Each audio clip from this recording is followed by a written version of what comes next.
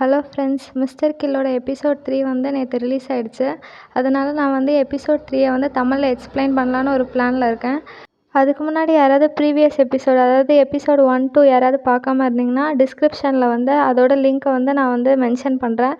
அதை போய் கிளிக் பண்ணி ஃபஸ்ட்டு 2 எபிசோடை வந்து பார்த்துட்டு அதுக்கப்புறமேட்டுக்கு 3rd எபிசோட் பார்க்குவாங்க. அப்போ தான் வந்து 3rd எபிசோடில் என்ன நடக்குது அப்படின்றது வந்து உங்களுக்கு நல்லா புரியும்.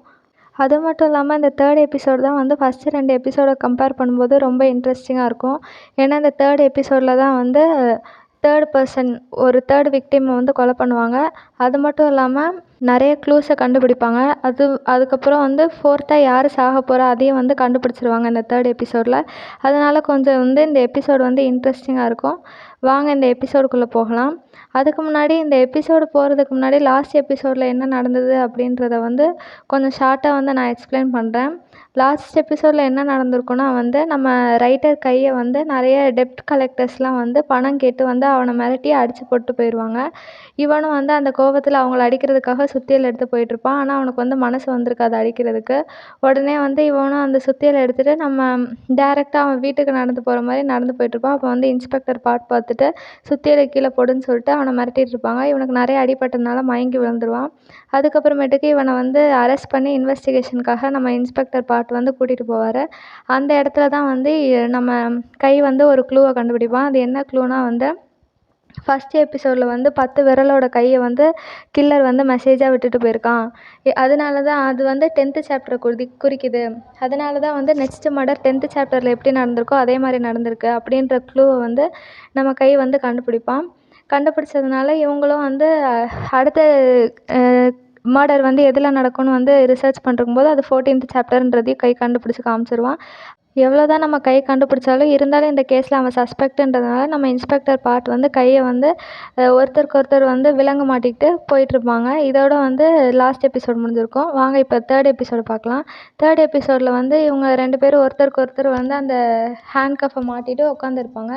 நம்ம கை ரைட்டர் வந்து சாப்பிடாம இருப்பான். இதெல்லாம் நடந்ததை நினச்சிட்டே இருப்பான். அப்போ வந்து இன்ஸ்பெக்டர் வந்து சாப்பிட போறியா இல்லையா அப்படின்னு சொல்லி கேட்டுட்ருக்கான். அதுக்கு வந்து இன்ஸ்பெக்டர் கை இப்போ டைம் என்ன, இது சாப்பிட்ற டைமா, டின்னர் சாப்பிட்ற டைம் என்னது அப்படின்னு கேட்டுட்ருக்கான். ஏன்னா வந்து இப்போ டைம் வந்து 2 o'clock ஆகிடுச்சு. இப்போ சாப்பிட்ற டைம் கண்டிப்பாக இருக்காது. அதுக்கு தான் வந்து நம்ம பாட்டு என்ன சொல்லுவான்னா, எங்களை மாதிரி போலீஸ் ஆஃபீஸர்ஸ்க்கெலாம் வந்து எப்போ டைம் கிடைக்குதோ அப்போ தான் சாப்பிட முடியும். ஏன்னா கிரிமினல்ஸ் எப்போ என்ன பண்ணுவாங்கன்னே தெரியாது. நாங்கள் எப்போயுமே அலர்ட்டாக இருக்கணும் அப்படின்னா அதனால் கிடைக்கிற டைமில் தான் சாப்பிட முடியும்னு சொல்லிகிட்ருப்பான். உடனே நம்ம கையும் வந்து சரின்னு சொல்லிட்டு இவனும் சாப்பிட ஆரம்பிக்கிறான். சாப்பிடும்போது நம்ம இன்ஸ்பெக்டரும் கையில் ஜூஸ் வச்சுருக்காரு. 2 பேருமே குடிக்கணும். ஒருத்தர் இன்னொரு இதில் வந்து இன்னொருத்தரால் சாப்பிட முடியாதா? அதனால வந்து நம்ம இன்ஸ்பெக்டர் எப்போ ஜூஸை வாயில் வைக்க போகிறாரோ அப்போ வந்து கை வந்து சாப்பிட்றதுக்காக அதை இழுத்துருவான். அதனால் நம்ம இன்ஸ்பெக்டர் பாட்டால் வந்து சாப்பிடவே முடியாது. திருப்பி அதே தான் பண்ணிகிட்ருப்பான். கரெக்டாக வந்து நம்ம இன்ஸ்பெக்டர் வந்து வாயில் வந்து குடிக்கிறதுக்காக போவார். அப்போ வந்து நம்ம ரைட்டர் வந்து அவர் சாப்பிட்றதுக்காக கையை இழுத்துருவார். இதெல்லாம் வந்து நம்ம இன்ஸ்பெக்டர் பார்த்துட்டு அந்த ரைட்டரை பார்த்து முறைச்சிக்கிட்டே இருப்பான். அப்போ தான் வந்து அந்த ரைட்டரும் இன்ஸ்பெக்டர் வந்து பார்த்துக்கிட்டே இருப்பான். பார்த்துட்டு என்னை மன்னிச்சிடுங்க, ஹேண்ட் கஃப் போட்டதை நான் சுத்தமாக மறந்துட்டேன். அதனால தான் உங்களை குடிக்க விடாமல் நான் சாப்பிட்டுட்டு இருந்தேன் அப்படின்னு சொல்லிகிட்ருக்கான். நம்ம இன்ஸ்பெக்டர் ஒரு மாதிரி பார்த்துட்டு சரி அப்படின்னு சொல்லிட்டு சொன்னதுக்கப்புறம் இவனும் குடிக்க ஆரம்பிக்கிறான். அடுத்து கொஞ்ச நேரம் கழித்து வந்து நம்ம ரைட்டர் கை இருப்பானே அவனே வந்து அவனோட கையை கொடுத்து நீங்கள் குடிங்க அப்படின்னு சொல்லிட்டு அவன் வாய்க்கிட்ட வரைக்கும் கொண்டு போயிடுவான். உடனே இன்ஸ்பெக்டர் பார்த்துட்டு வந்து குடிக்க ஆரம்பிச்சிட்ருப்பாங்க. இன்னொரு பக்கம் வந்து அந்த போலீஸ் ஸ்டேஷனில் வந்து நம்ம கோஆர்டினேட்டர், சபார்டினேட்ஸ்லாம் இருப்பாங்கள்ல, அந்த போலீஸோட சபார்டினேட்டர்ஸ் எல்லாருமே வந்து மொத்தமாக இந்த கண்ட்ரியில் இருக்க லாயர்ஸோட பிக்சர்ஸ் எல்லாம் வந்து அந்த டேஷ்போர்டில் வந்து ஒட்டி வச்சுருக்கானுங்க. ஒட்டி வச்சுட்டு இவனுங்களில் யாரோ ஒரு ஆள் தான் விக்டிமு, அதனால் எல்லாேருக்கும் கான்டாக்ட் பண்ணுங்கள், யார் மிஸ்ஸிங், யாரை நம்ம கான்டாக்ட் பண்ண முடியலையோ அவன் தான் விக்டிமாக இருக்கணும், அதனால் எல்லாேருக்கும் கான்டாக்ட் பண்ணுங்கள் அப்படின்னு சொல்லிகிட்ருப்பானுங்க. உடனே இவனுங்களும் கான்டாக்ட் பண்ணி ஒவ்வொரு லாயரை வந்து கேன்சல் பண்ணிகிட்டே இருப்பாங்க. யாரெல்லாம் அந்த ஃபோனை அட்டன் பண்ணுறாங்களோ அவங்க கண்டிப்பாக விக்டிமாக இருக்க வாய்ப்பில்லை. அதனால் அவங்களெல்லாம் வந்து கேன்சல் பண்ணிகிட்ருக்காங்க. இதில் இருக்க ஒவ்வொரு போலீஸ் ஆஃபீஸர்ஸும் எல்லார்ட்டையும் கண்டினியூவாக கேட்டுக்கிட்டே தான் இருக்காங்க. இவனுங்களும் வந்து கேட்டுட்டு எல்லாத்தையும் ரிமூவ் பண்ணதுக்கப்புறம் கடைசியாக 3 பேர் மட்டும் வராங்க. இவங்க 3 பேர் தான் இருக்காங்க. 3 பேருக்கும் கான்டாக்ட் பண்ணி சீக்கிரம் கண்டுபிடிங்க அப்படின்னு சொல்லி நம்ம சபார்டினேட் வந்து எல்லா போலீஸ் ஆஃபீஸர்கிட்டையும் சொல்கிறான்.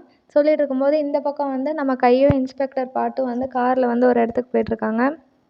போயிட்டுருக்கும்போது இன்ஸ்பெக்டர் பாட்டுக்கு வந்து ஃபோன் பண்ணுறான் ஒருத்தவன். ஃபோன் பண்ணி இங்கே 3 லாயரில் வந்து 2 லாயரை எங்களால் கான்டாக்ட் பண்ண முடிஞ்சுது. ஆனால் காங்க்ரீட் அப்படின்ற ஒரு லாயரை வந்து கான்டாக்ட் பண்ண முடியல. அவரை மட்டும் நீங்கள் போய் விசாரிக்கிறீங்களா சார்னு சொல்லி கேட்குறான். அவரும் உடனே ஓகேன்னு சொல்கிறான். அப்போ தான் வந்து நம்ம ரைட்டர் கைக்கு வந்து ரெஸ்ட் ரூம் வர ஆரம்பிச்சிருச்சு. அதனால் வந்து கேட்குறான், எனக்கு வந்து இப்போ ரெஸ்ட் ரூம் போகணுன்னு. உடனே வந்து நம்ம இன்ஸ்பெக்டர் பாட் வந்து என்ன விளாட்றியா, இந்த நேரத்துலேயே உனக்கு வரும் அப்படின்னு சொல்லிட்டு கேட்டுட்ருக்கான். சரி வா போகலாம் அப்படின்னு சொல்லிட்டு காரை வந்து ஓரமாக நிறுத்துறாங்க. அதுக்கப்புறம் நம்ம இன்ஸ்பெக்டர் பாட் வந்து அந்த கார்லேருந்து வெளியில் வந்து நம்ம கைக்கு வந்து ஹேண்ட்கஃப் பண்ணியிருந்துப்பாங்கள்ல, அதை வந்து அவுத்து விடுறான். அவுத்து விட்டோன்னே நம்ம கை வந்து தப்பிச்சு ஓடுற மாதிரி வேகமாக இறங்குனதுனால நம்ம இன்ஸ்பெக்டர் பாட்டுக்கு வந்து கொஞ்சம் சந்தேகம் வந்துருச்சு. அதனால் வெளியில் அவன் போனதுக்கப்புறம் என்ன பண்ணுறாருன்னா வந்து ஒருத்தருக்கு ஒருத்தர் வந்து அந்த ஹேண்ட்கஃப்ஸை மாற்றிட்டு திருப்பியும் வந்து ரெஸ்ட் ரூமுக்கு கூட்டிகிட்டு போகிறாங்க. உடனே அங்கே போனதுக்கப்புறம் என்ன இப்படியெல்லாம் பண்ணுறீங்க அப்படின்னு சொல்லிட்டு நம்ம ரைட்டர் கை வந்து இன்ஸ்பெக்டர் பாட் கிட்ட கேட்குறாங்க.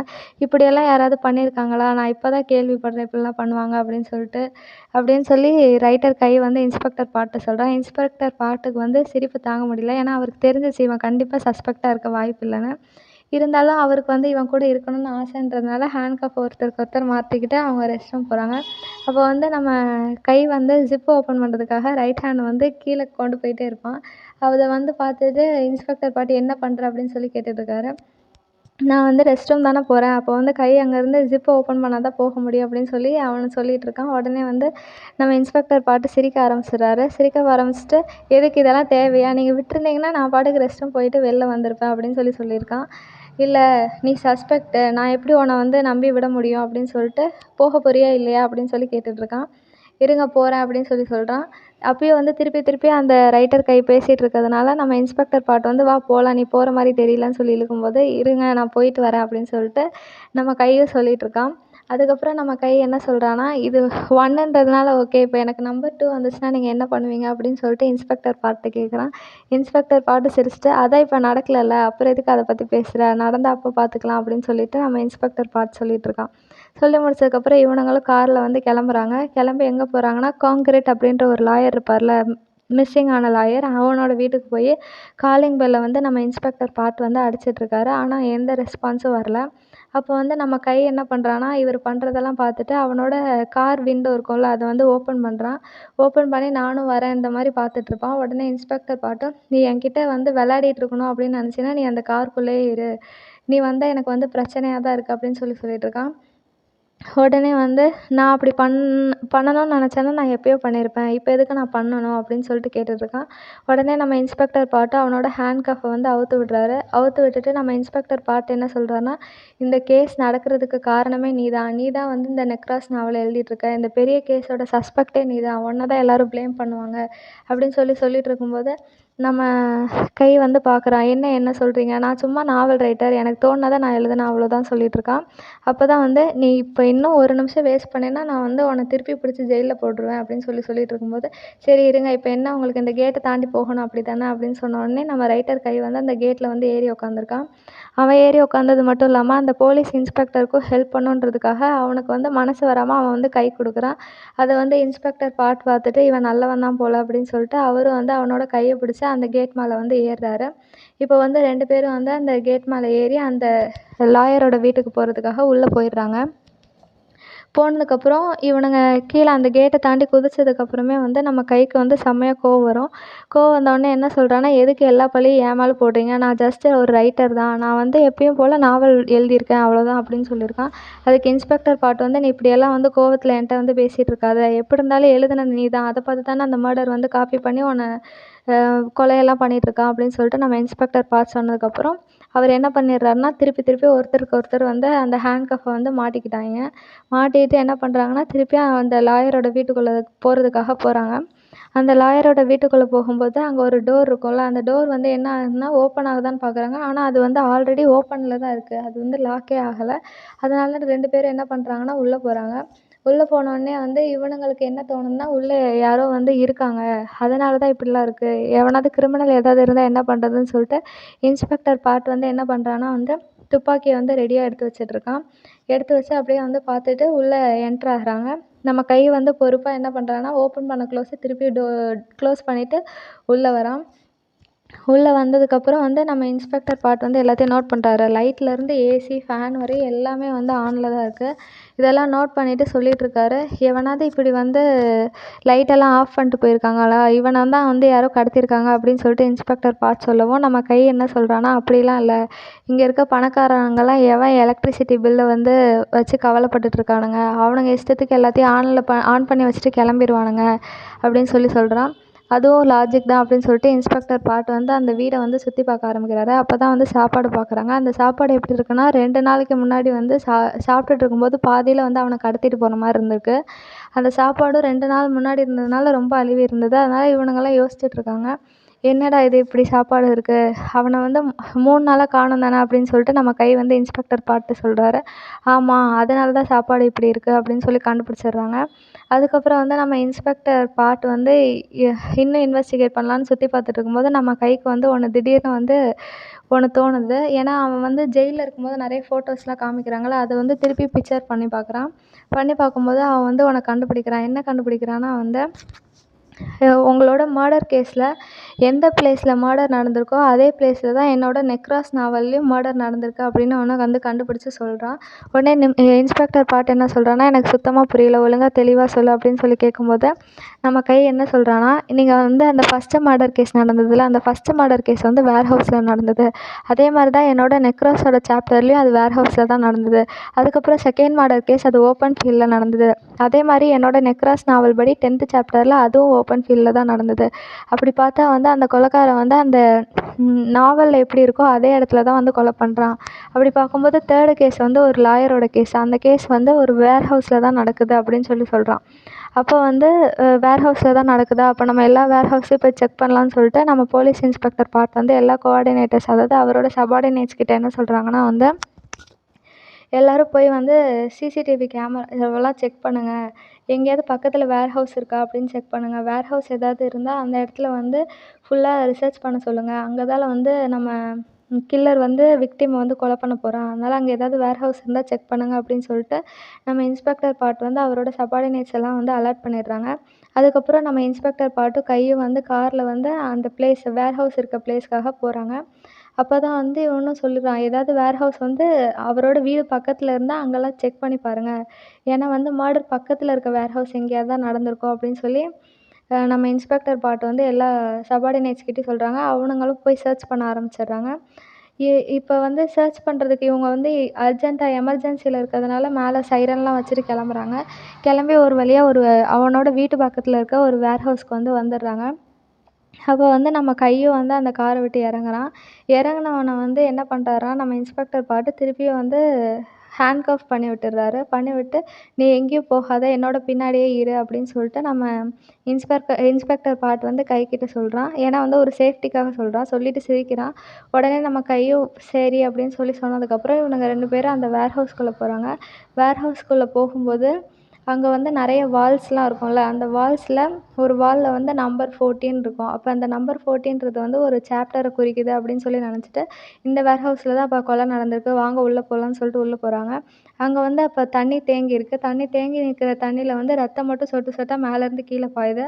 அதனால கை என்னடா இது அப்படின்னு சொல்லிட்டு இவன் மேலே பார்க்குறான். மேலே பார்த்தோன்னே செம்மையாக ஷாக் ஆயிடுறான். ஏன்னா வந்து அங்கே ஒருத்தவர் வந்து தூக்கில் மாட்டி வச்சுருக்காங்க. மாட்டி வச்சது வந்து 2 பேரும் பார்த்துட்டு செம்ம பயம். நம்ம கைக்கு வந்து ரொம்பவே பயமாயிடுச்சு. ஏன்னா அவர் போலீஸ் இன்ஸ்பெக்டர் இல்ல. இந்த மாதிரி கேஸ்லாம் அவனுக்கு வந்து எப்பயும் நடக்கிறது கிடையாது. அதனால அவனுக்கு கையெல்லாம் நடுங்க ஆரம்பிச்சு அவன் ஒரு மாதிரி பேனிக் ஸ்டேட்லேயே போயிடுறான். ஏன்னா வந்து இவன் ஒரு சைக்காட்ரிக் பேஷண்ட்ல நிறைய டேப்லெட்ஸ் எடுக்கிறான். அதனால செம்மையாவே பயந்துடுறான். இதில் வந்து அவனோட ஆக்டிங் வந்து செம்மையாக இருக்கும். அதுக்கப்புறமேட்டுக்கு அந்த பாடியை வந்து காமிக்கிறாங்க கீழேருந்து மேலே. அப்படியே அந்த நெக்ராஸ் நாவலில் 14th சாப்டரில் என்ன நடந்ததோ அதே மாதிரி அவன் வாயெல்லாம் பொடிச்சு கிழிச்சு வச்சுருக்காங்க. இதெல்லாம் பார்த்தோன்னே நம்ம கைக்கு வந்து ரொம்ப பயமாயிடுச்சு. என்னடா நம்ம நாவலில் எழுதின மாதிரி இப்படியெல்லாம் பண்ணிகிட்ருக்காங்க அப்படின்னு சொல்லி ஷாக்கில் அவன் பார்த்துட்ருக்கான். ஒரு கட்டத்தில் அவனால் கண்ட்ரோல் பண்ண முடியல. அதனால் இன்ஸ்பெக்டர் பார்ட் வந்து அவனை சமாதானப்படுத்துகிறாங்க. சரி விடு, இது ஒன்றால் இல்லை, ஒரு பிரச்சனையும் இல்லை, இது நார்மல் தான், அவன் இறந்துட்டான், ஒன்றும் கவலைப்படாத, ஃபீல் பண்ணாத அப்படின்னு சொல்லிட்டு இவனும் சொல்லி பார்த்துட்டான். ஆனால் நம்ம கைக்கு வந்து இது புதுசு. அதுக்கப்புறமேட்டுக்கு அந்த பாடியை கீழே இறக்கி ரிசர்ச் பண்ணும்போது அவனோட அந்த பாடியில் வந்து ஒரு பென்னை வந்து குத்தி வச்சுருக்காங்க. அந்த பென்னில் வந்து ஒரு சென்டென்ஸ் வந்து எழுதியிருக்கு. என்ன சென்டென்ஸ் எழுதியிருக்குன்னா வந்து, எனிமீஸ்லாம் வந்து ஸ்ட்ரென்த்தை கொடுப்பாங்க, ஃப்ரெண்ட்ஸ்லாம் வந்து நமக்கு வந்து கரேஜை வந்து அதிகப்படுத்துவாங்க அப்படின்ற லைன் வந்து அந்த பென்னில் எழுதியிருக்கு. இதெல்லாம் வந்து நோட் பண்ணி அவங்க வந்து பிக்சர்ஸ்லாம் நிறைய எடுத்து வச்சுக்கிறானுங்க. வச்சுட்ருக்கும்போது இந்த பக்கம் நம்ம கை வந்து சோகமாகவே உட்காந்துட்ருக்கான். இன்னொரு பக்கம் நம்ம இன்ஸ்பெக்டர் பாட்டும் அவரோட கோஆர்டினேட்டரும் என்ன பேசிகிட்டு இருக்காங்க, இன்னும் நீங்கள் கையை வந்து சஸ்பெக்டாக தான் வச்சுருக்கீங்களா அப்படின்னு சொல்லி கேட்டுட்ருக்கான்.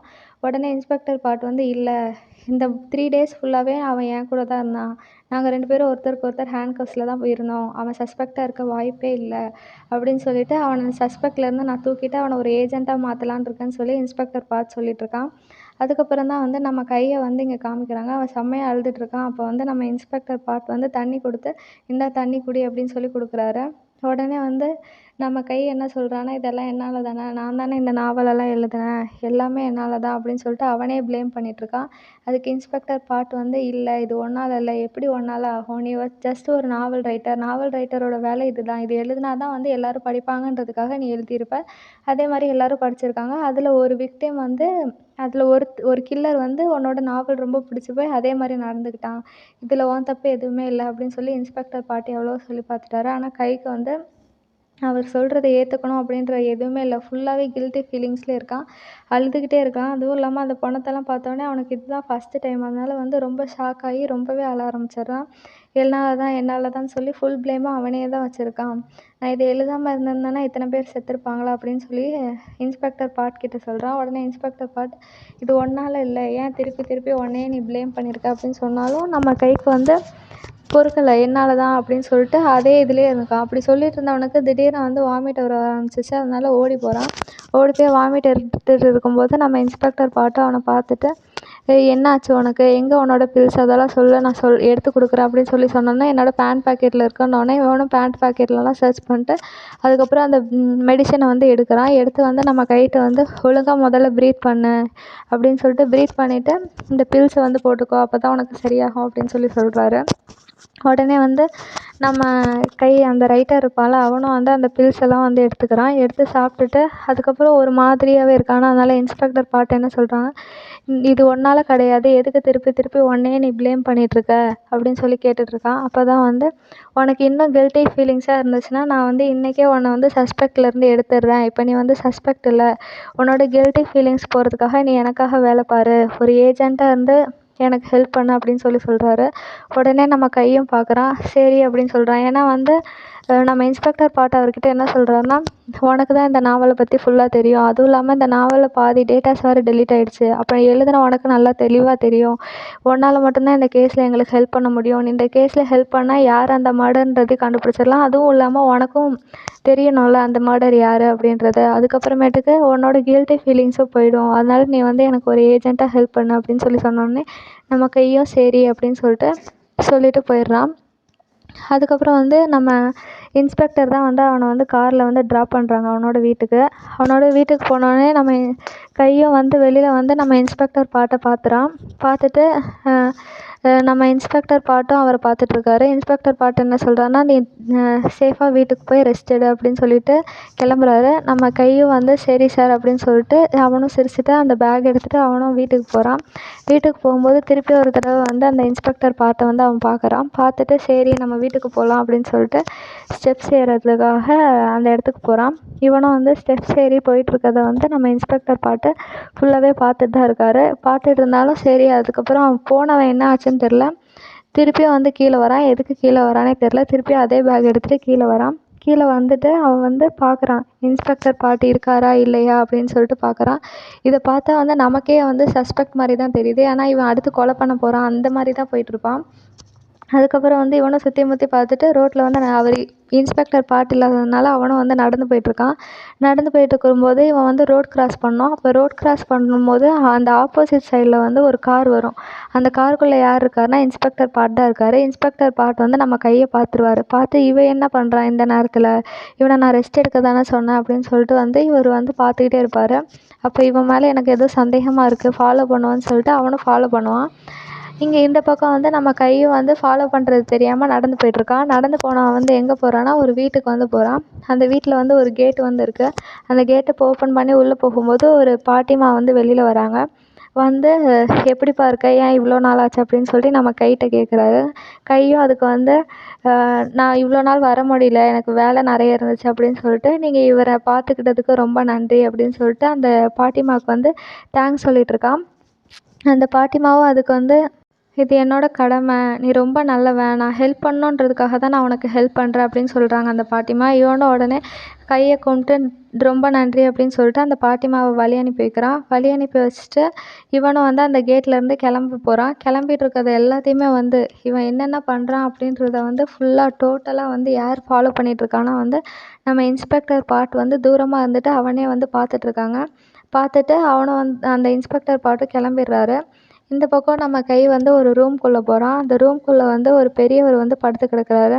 படுத்து கிடக்குறத பார்த்துட்டு அவர் வந்து ஒரு ட்ரீட்மெண்ட் எடுத்துகிட்ருக்காருன்னு நினைக்கிறேன். அந்த வீட்டில் ரகசியமாக ட்ரீட்மெண்ட் கொடுத்துட்ருக்காங்க. நம்ம கையும் வந்துட்டு அவன் என்ன பேசுகிறான்னா, அப்பா நல்லா இருக்கீங்களா அப்படின்னு சொல்லிட்டு பேசுகிறான். பேசிவிட்டு நான் உங்களை இவ்வளோ நாள் பார்க்க வராததுக்கு என்னை மன்னிச்சிடுங்க அப்படின்னு சொல்கிறான். அதுக்கப்புறமேட்டுக்கு நீங்கள் இன்னும் குளிக்கவே இல்லைல்ல, நான் உங்களுக்கு வந்து உடம்பெல்லாம் தொடச்சி விடுறேன் அப்படின்னு சொல்லிவிட்டு இவன் வந்து என்ன பண்ணுறான்னா, ஒரு சுடு தண்ணி அந்த இது ரெடி பண்ணுவாங்கள்ல அந்த பேஸ்கெட்டில் சுடு தண்ணி ரெடி பண்ணி ஒரு நல்ல கிளாத்தையும் எடுத்துகிட்டு வந்து அவரோட உடம்புல வந்து ஃபுல்லாக வந்து க்ளீன் பண்ண ஆரம்பிச்சிடுறான். க்ளீன் பண்ணிகிட்டு இருக்கும்போது அவங்க அப்பா கிட்டே பேசிகிட்டே இருக்காங்க. அப்பா நீங்கள் எந்திரிச்சு என்கிட்ட பேசுங்க, எனக்கு ரொம்ப கஷ்டமாக இருக்குது அப்படின்னு சொல்லிட்டு நம்ம கையை அவங்களோட அப்பா கிட்டே வந்து சொல்லிகிட்டே இருப்பான். ஆனால் ஆக்சுவலாக வந்து லாஸ்ட் எபிசோடில் என்ன சொல்லியிருப்பாங்கன்னா, அவளோட அப்பா இறந்ததாக தான் சொல்லியிருப்பாங்க. ஆனால் வந்து அவரோட அப்பா இன்னும் உயிரோடு தான் இருக்காங்க. சீக்ரெட்டாக அவனுக்கு வந்து ட்ரீட்மெண்ட் கொடுத்துட்ருக்காங்க அப்படின்னு சொல்லிகிட்ருக்காங்க. அதுக்கப்புறமேட்டுக்கு இவனும் வந்து அவங்க அப்பாவை வந்து ஃபுல்லாக வந்து க்ளீன் பண்ணிவிட்டு போர்வை எடுத்து போத்தி விட்டு அந்த சுடு தண்ணி இருக்கும்ல அதை வந்து எடுத்துகிட்டு எங்கேயோ ஊற்றுறதுக்காக போகும்போது அங்கே இருக்க நிறைய பில்ஸை வந்து காமிக்கிறாங்க. ஏன்னா நிறைய டெப்ட்டு வந்து இவர் மேலே மாற்றிருப்பாங்கல்ல, அதனால் வந்து இன்னும் எவ்வளோ பே பண்ணணும் அப்படின்றதுக்காக பார்த்துக்கிட்டே இருப்பான். பார்த்துட்டு இன்னும் நிறைய இருக்கே என்ன பண்ணுறதுன்னு சொல்லி யோசிச்சுட்ருப்பான். அதுக்கப்புறம் இந்த பக்கம் வந்து ஒரு நிறைய போஸ்டர்லாம் வச்சு நம்ம இன்ஸ்பெக்டர் பாட் வந்து இன்வெஸ்டிகேட் பண்ணுற ஒரு போர்டை வந்து அவளோட தங்கச்சி வந்து பார்த்துருவாரு. பார்த்துட்டு என்ன நினைப்பான்னா, கே கியூபிடும் மிஸ்டர் கில்லும் ஒன்று அப்படின்றத வந்து கண்டுபிடிச்சிருவா. ஏன்னா கே கியூபிட்ன்றது வந்து லவ் இன் த விண்டை எழுதினவர், மிஸ்டர் கில்லு நெக்ரோஸ் எழுதினது, 2 பேரும் ஒன்றுன்றதை வந்து கண்டுபிடிச்சோடனே நம்ம தங்கச்சிக்கு வந்து ஷாக் ஆயிரும். ஷாக் ஆனவுடனே அவனோட அண்ணன்ட்டே கேட்டுருவா, எதுக்கு நீ இப்படி K cupid equal to mister கில்னு போட்டிருக்கா, 2 பேரும் ஒன்றா அப்படின்னு கேட்குறான். அதுக்கு வந்து இன்ஸ்பெக்டர் பாட், எதுக்கு நீ இதெல்லாம் பார்த்துட்ருக்க, இந்த இன்வெஸ்டிகேஷனுக்கும் உனக்கு ஏதாவது சம்மந்தம் இருக்கா, அப்புறம் எதுக்கு இதெல்லாம் வந்து பார்த்துட்ருக்க அப்படின்னு சொல்லிகிட்ருப்பான். இந்த பக்கம் நம்ம கையும் வந்து ஏதாவது பண்ணியே ஆகணும் அப்படின்னு சொல்லிட்டு இருக்கும்போது அவனோட ஃபோனில் வந்து அந்த கம்பெனியோட மேனேஜர் வந்து அடுத்த நாவலுக்கான ஃபஸ்ட் எபிசோடை வந்து கொடுன்னு சொல்லி கேட்டுக்கிட்டே இருப்பாங்க. இவனும் வந்து நமக்கும் அமௌண்ட் வேணும், நம்ம இதெல்லாம் பண்ணால் தான் அமௌண்ட் கிடைக்குன்றதுக்காக அவனோட பெஞ்சில் போய் அவனோட ஃபஸ்ட் எபிசோடை வந்து கொடுக்குறதுக்காக ரெடி பண்ணுறதுக்காக வந்து ஒர்க் பண்ணிகிட்ருப்பான். அப்போ வந்து மெசேஜ் போட்டுருவான், நான் வந்து இன்றைக்கே உங்களுக்கு ஃபஸ்ட் எபிசோடை அனுப்பி விட்றேன், வெயிட் பண்ணுங்கள், நான் இப்போ தான் வேலை பார்த்துட்ருக்கேன், முடித்தோடனே அனுப்பி விட்றேன்னு சொல்லிட்டு கண்ணாடியை போட்டுட்டு திருப்பியும் வந்து வரைய ஆரம்பிக்கிறான். வரைஞ்சிட்டு இருக்கும்போது அந்த சைடு என்ன நடக்கும்னா, அவனோட இன்ஸ்பெக்டர் பாட்டும் அவளோட தங்கச்சியும் வந்து ஆர்கியூ பண்ணிகிட்ருக்காங்க. எதுக்கு இப்படியெல்லாம் பண்ணுற, மிஸ்டர் கில் உண்மையிலேயே வந்து கே கியூபிட் தானான்னு கேட்டுட்ருக்கா. உடனே வந்து அவங்க அண்ணனும் ஆமான்னு சொல்கிறான். அதுக்கப்புறமேட்டுக்கு நம்ம அந்த தங்கச்சி என்ன கேட்குறான்னா, இந்த மிஸ்டர் கில்லுக்கும் இந்த கேஸுக்கும் சம்மந்தம் இருக்கா, அவன் தான் இதெல்லாம் கொலை பண்ணுறானான்னு கேட்டுட்ருக்கான். அதுக்கு வந்து இன்ஸ்பெக்டர் பாட் என்ன சொல்கிறான்னா, நேற்று நடந்ததை வச்சு அவன் ஒரு ஃபாலோ பண்ணிட்டு போயிட்டுருப்பான்ல, நிறைய ரகசியம்லாம் வச்சுருக்கத வச்சு இவன் என்ன சொல்கிறான்னா, எனக்கு சரியாக தெரியல அப்படின்னு சொல்லி சொல்ல ஆரம்பிச்சிடுறான். அதுக்கப்புறமேட்டுக்கு இந்த பக்கம் அந்த கம்பெனி காமிக்கிறாங்க. அது என்ன கம்பெனின்னா அந்த நியூஸ் ப்ராட்காஸ்டிங் கம்பெனி தான். அதுக்குள்ளே தான் வந்து அந்த இன்ஸ்பெக்டர் பாட்டோட தங்கச்சி வந்து ஒர்க் பண்ணுறா. ஒர்க் பண்ணிகிட்டு இருக்கும்போது நிறைய யோசிக்கிறா. அப்போ அவளோட ஃப்ரெண்டு வரா. ஃப்ரெண்டு என்ன சொல்கிறான்னா, நான் லவ் இன் த எண்டு சீரீஸை வந்து பார்த்தேன், love in the wind series வந்து செம்மையாக இருக்குது அப்படின்னு சொல்லிகிட்ருக்கா. அப்போ தான் வந்து நான் அந்த தங்கச்சி வந்து என்ன சொல்கிறான்னா, இந்த லவ் இன் த விண்டு எழுதினவனும் இந்த நெக்ராஸ் எழுதினவனும் ஒரே ஆளாக இருந்தால் நீ நம்புவியா அப்படின்னு கேட்குறா. உடனே வந்து அவளோட ஃப்ரெண்டு வந்து எப்படி ஒரே ஆளாக இருக்க முடியும், லவ் இன் த விண்டு எவ்வளோ பீஸ்ஃபுல்லாக இருக்குது, நெக்ராஸ் எப்படி கொடூரமாக இருக்குது அப்படின்னு சொல்லிகிட்ருக்கா. அப்போ தான் வந்து இந்த பக்கம் வந்து நம்ம டேரக்டர், அந்த நியூஸ் ப்ராட்காஸ்டிங் கம்பெனியோட டேரக்டர் வந்து கம்பெனிக்கு வராரு. அப்போ அந்த கம்பெனியில் வேலை பார்க்குற ஒருத்தன் வந்து இப்போ அந்த 3rd மர்டரும் நடந்துருச்சு அப்படின்னு சொல்லிட்டு அந்த டேரக்டர்கிட்ட சொல்கிறான். டேரக்டர்னால் அந்த கம்பெனியோட ஓனர், அவரோட பேர் வந்து துன்கிட்ட சொல்கிறான். துன்கிட்ட சொல்கிறதும் இதை எல்லாத்தையும் வந்து யார் ஒட்டு கேட்டுட்ருக்காங்கன்னா, இன்ஸ்பெக்டர் பாட்டோட தங்கச்சியும் ஃப்ரெண்டும் ஒட்டு கேட்டுட்ருக்காங்க. என்ன 3வது மர்டரும் நடந்துச்சா அப்படின்னு சொல்லிட்டு இவங்க 2 பேரும் யோசிச்சுட்டு பேசிகிட்டு இருக்கும்போது தான் வந்து அந்த துன் இருப்பார்ல, அந்த கம்பெனியோட ஓனர் வந்து உங்கள் 2 பேருக்கும் ஏதாவது நியூஸ் கிடச்சிதுன்னா எனக்கு சொல்லுங்கள் அப்படின்னு சொல்லிட்டு இருப்பான். அதுக்கும் இவங்க வந்து கண்டிப்பாக சொல்கிறோம் சார்னு சொல்லிட்டு இருக்கானுங்க. உடனே இவங்க 2 பேரும் அந்த இன்ஸ்பெக்டர் பாட்டோட தங்கச்சியும் அவளோட ஃப்ரெண்டும் என்ன பண்ணுறாங்கன்னா, இப்போ இறந்தவனை பற்றி தேடி பார்க்குறாங்க. தேடி பார்க்கும்போது என்ன தெரிய வரும்னா, அவன் ஒரு கிரிமினலு. இவன் லாயருன்ற பேரில் வந்து நிறைய கிரிமினல்ஸ் எல்லாம் வந்து வெளியில் தப்பிக்க விட்டுருக்கான். பணத்துக்காக தான் இவன்லாம் நிறைய வேலை பார்க்குறான். அது மட்டும் இல்லாமல் இவன் இன்னும் நிறைய கேஸ்லலாம் வந்து சம்மந்தப்பட்டிருக்கான். இவன் வந்து சாக வேண்டியவன் தான் அப்படின்னு சொல்லிட்டு இருக்காங்க. நம்மளால தான் கொலை பண்ண முடியல, மிஸ்டர் கில்லாவது கொலை பண்ணிட்டோம். அவன் வந்து ஒரு நல்ல கேரக்டர் தான். அவன் இருந்தால் தான் வந்து இந்த உலகம் வந்து பாதுகாப்பாக இருக்கும் அப்படின்னு சொல்லிட்டு இருக்காங்க. உடனே வந்து நியூஸ் சேனலும் வருது. நியூஸ் சேனல்லேயும் போட்டுடுறாங்க. இந்த நெக்ராஸ் கேஸில் வந்து 3rd மர்டரும் இப்போ நடந்துருச்சு. அது வந்து ஒரு லாயர். இப்போ வந்து ஒவ்வொரு மர்டர் நடக்கும்போதும் அவங்கள பற்றி விசாரித்து பார்த்தா எல்லாம் வந்து கிரிமினல்ஸாக இருக்கானுங்க. இப்படி கிரிமினல்ஸை கொலை பண்ணுறதுக்காக நம்மளோட ஹீரோ மிஸ்டர் கில் வந்து வந்துட்டார் அப்படின்னு சொல்லி நியூஸ் சேனலில் போட்டதை வந்து எல்லா மக்களும் அங்கே இருக்கவங்க எல்லாருமே பார்க்குறாங்க. அதை வந்து நம்ம கையும் வந்து அந்த நியூஸ் சேனலில் பார்த்துட்டு என்னடா இதுன்னு யோசிச்சுட்ருக்கான். அது மட்டும் இல்லாமல் 3rd மர்டர் நடந்ததுனால இவன் வந்து ஒரு வருத்தத்துலேயும் இருக்கான். ஆனால் வருத்தத்தில் இருந்தாலும் இந்த இதில் அவன் ரியாக்ஷன் எப்படி இருக்கான்னா, நம்ம மாட்டிக்குவோமோ, அடுத்து என்ன பண்ணலாம் அப்படின்னு சொல்லி அந்த மாதிரி தான் அவனோட ரியாக்ஷனை காமிச்சிருக்காங்க. இதை பார்க்கும்போது நமக்கே கன்ஃப்யூஸாக இருக்குது, இவன் தான் சஸ்பெக்டானு. அதுக்கப்புறம் இவனும் நிறைய யோசித்து பார்த்துட்ருக்கான். யோசித்து பார்த்துட்டு வந்து திருப்பி பேக் எடுத்துகிட்டு அந்த போலீஸ் ஸ்டேஷனுக்கு போகிறதுக்காக, ஏன்னா இவன் ஒரு ஏஜெண்ட்டாக இருக்கான்ல, அதனால் அந்த போலீஸ் ஸ்டேஷன் போகிறதுக்காக போகிறான். இந்த பக்கம் நம்ம பாட் இருப்பான்ல, இன்ஸ்பெக்டர் பாட் வந்து அவரோட அங்கிளை வந்து பார்க்குறதுக்காக வராரு.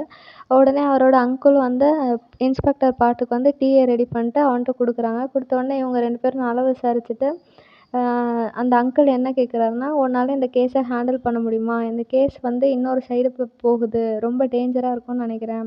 ஹேண்டில் பண்ண முடியலன்னா சொல்லு, நான் வேறு யாருக்காவது மாற்றி விடுறேன் அப்படின்னு சொல்லிட்டு இருக்கும்போது இன்ஸ்பெக்டர் பாட்டு என்ன சொல்கிறாருன்னா, உங்களுக்கு ஆல்ரெடி தெரியும் எங்கள் அப்பாவை பற்றி என்னென்ன பேசிகிட்டு இருக்காங்கன்னு. உண்மை அதுதான். ஆனால் எங்கள் அப்பா வந்து ஒரு கிரிமினல். அதனால் நான் இந்த கேஸை எடுத்து நடத்துனதுனால என்னையும் இப்படி தான் வந்து சொல்லுவாங்க.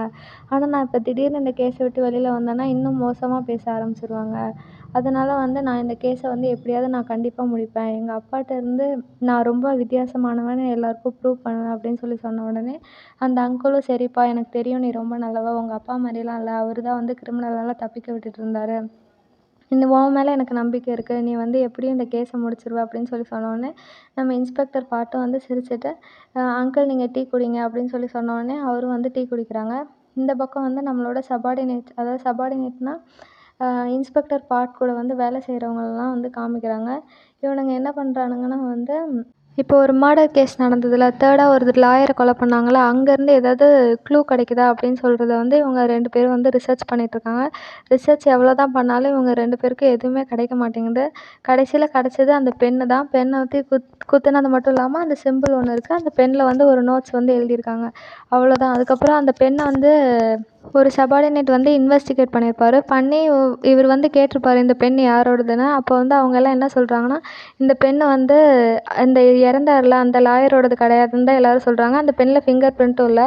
அந்த நேரம் தான் வந்து நம்ம கையும் வந்து போலீஸ் ஸ்டேஷனுக்கு வரான். அப்போ தான் வந்து அங்கே இருக்க இன்ஸ்பெக்டர் பாட் வந்து ஒரே மாதிரி சந்தேகத்தில் பார்த்துட்டு, உனக்காக தான் இவ்வளோ நேரம் வெயிட் பண்ணிகிட்டு இருந்தோம், எனக்கு வந்து 3rd மர்டர் கேஸ்லேருந்து ஏதாவது க்ளூ கிடச்சிதான்னு பார்த்து சொல்லு அப்படின்னு சொல்லிட்டு நம்ம இன்ஸ்பெக்டர் பாட்டு கேட்குறாரு. கேட்டவுடனே அந்த 3rd மர்டர் நடந்த இமேஜஸ் எல்லாம் வந்து நம்ம கைக்கிட்ட காமிக்கிறாங்க. அது மட்டும் இல்லாமல் அந்த பென்னில் ஒரு சென்டென்ஸ் இருந்துச்சுல்ல, எனிமீஸ் வந்து ஸ்ட்ரென்த்தை கொடுப்பாங்க, ஃப்ரெண்ட்ஸ் வந்து கரேஜை கொடுப்பாங்க அப்படின்ற சென்டென்ஸை வந்து நீ எங்கேயாவது கேள்விப்பட்டிருக்கியா அப்படின்னு சொல்லிட்டு நம்ம இன்ஸ்பெக்டர் பாட் வந்து கைகிட்ட கேட்குறாரு. கை வந்து என்ன சொல்கிறான்னா, இந்த சென்டென்ஸ் வந்து அந்த நெக்ராஸ் நாவலில் ஒரு விக்டிம் வந்து அடிக்கடி பேசிகிட்டு இருப்பார். எதுக்கு பேசுவார்னு தெரில, ஆனால் அந்த விக்டிம் யாருன்னு எனக்கு தெரில.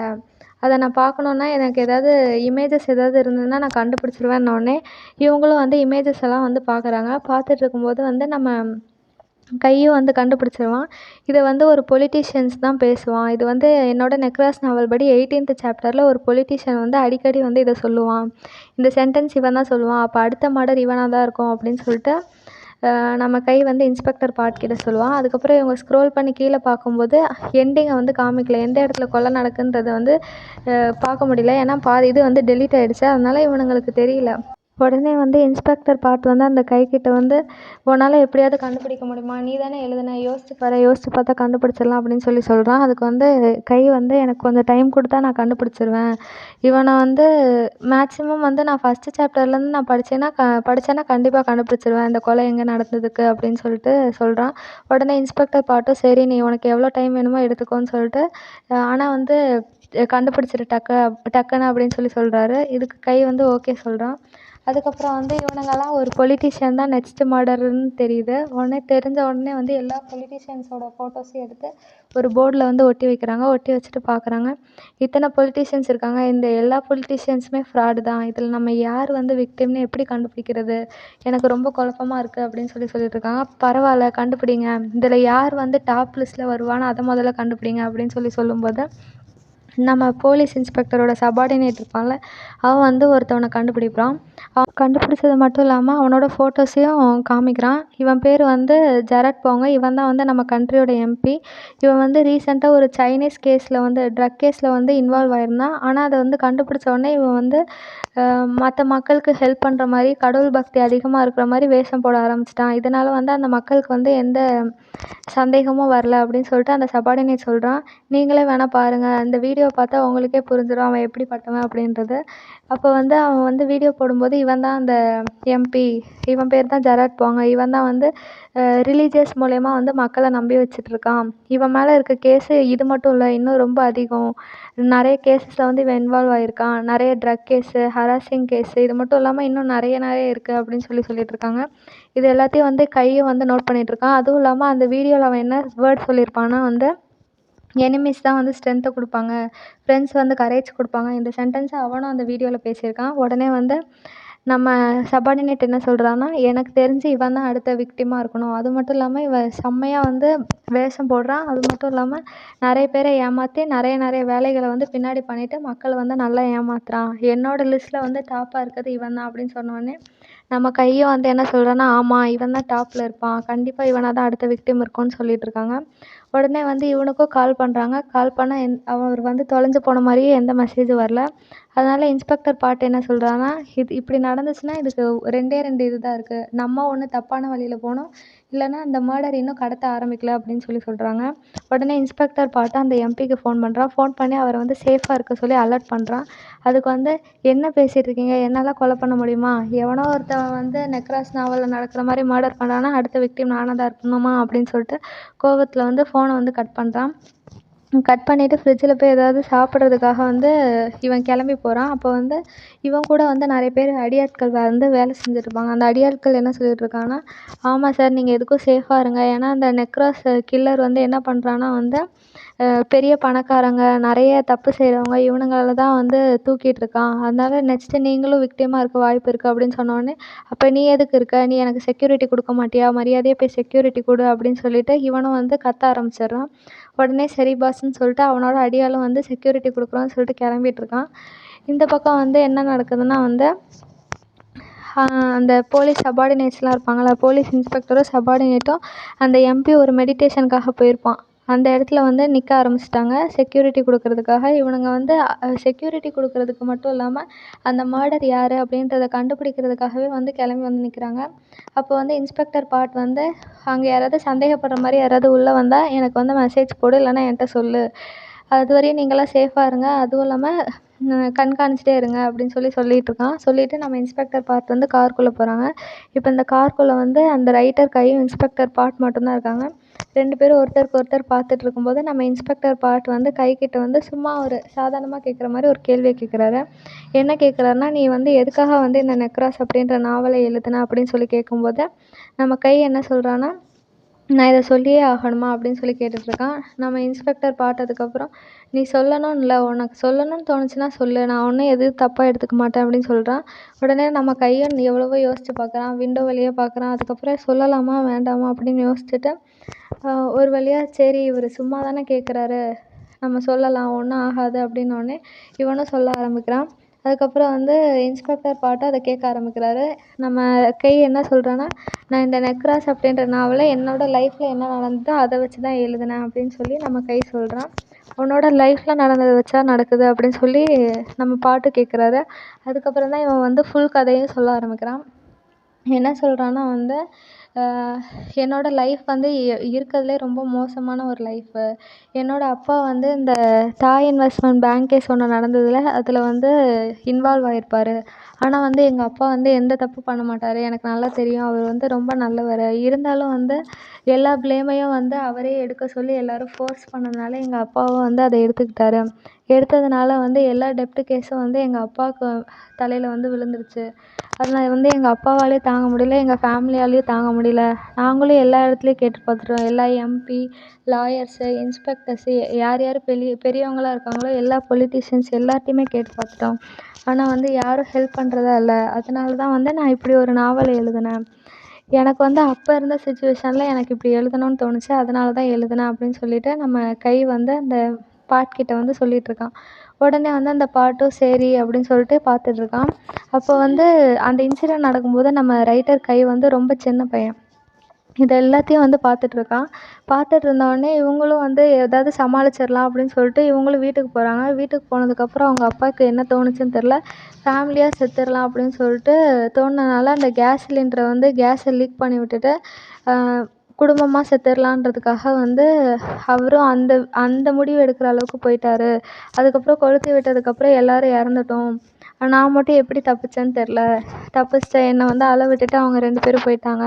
இப்படியெல்லாம் என் லைஃப்பில் நடந்ததுனால தான், யாருமே எனக்கு ஹெல்ப் பண்ணாததுனால தான் நான் வந்து நெக்ராஸ் அப்படின்ற நாவலை எழுதினேன். அதில் இந்த மர்டரரை வந்து இப்படி கிரியேட் பண்ணேன். அவன் நல்லவன் மாதிரி கிரியேட் பண்ணேன். அது மட்டும் இல்லாமல் எல்லா கெட்டவங்களும் அந்த பணக்காரவங்களையும் கொலை பண்ணுறதுக்காக ஒரு கேரக்டரை கிரியேட் பண்ணணுன்றதுக்காக கிரியேட் பண்ணி இந்த நாவலை எழுதினேன்னு சொன்னோடனே நம்ம இன்ஸ்பெக்டர் பாட்டு கேட்டுட்டு உன் லைஃப் ரொம்ப கஷ்டம்தான் எனக்கு புரியுது. ஆனால் இந்த மாதிரி கிரிமினல்ஸை வந்து நல்லவங்களா மாற்றுறதுக்கு உன்னோட மர்டரர், அதாவது நீ கிரியேட் பண்ண அந்த கேரக்டர் வந்து தேவையில்லை. நம்மளாலே பண்ண முடியும். இதை வந்து நானே உனக்கு ப்ரூவ் பண்ணுறேன் அப்படின்னு சொல்லிட்டு நம்ம இன்ஸ்பெக்டர் பாட்டும் அந்த கைக்கிட்ட சொல்கிறான். கையும் இவர் என்னடா இப்படி சொல்லிகிட்ருக்காரு. கண்டிப்பாக இப்படி மர்டரர் வந்து இந்த மாதிரி ஒரு கேரக்டர் இருந்தால் தான் வந்து இந்த உலகத்தை காப்பாற்ற முடியும். ஆனால் இவர் இப்படி சொல்கிறாருன்னு சொல்லிட்டு இவனும் யோசிச்சுட்டே இருக்கான். உடனே இன்ஸ்பெக்டர் பாட்டு, நான் கண்டிப்பாக உனக்கு ஹெல்ப் பண்ணுவேன். எனக்கு தெரியும் உனக்கு நடந்த இன்சிடெண்ட்டை வச்சு நான் சொல்கிறத உன்னால் நம்ப முடியாதுன்னு. இருந்தாலும் நம்பு அப்படின்னு சொல்லி சொன்னதுக்கப்புறம் அப்படி பேசிகிட்டு இருக்கும்போது அந்த இடத்துல ஒருத்தன் வந்து காம்பவுண்டு செவுரு ஏறி குதிக்கிறான்.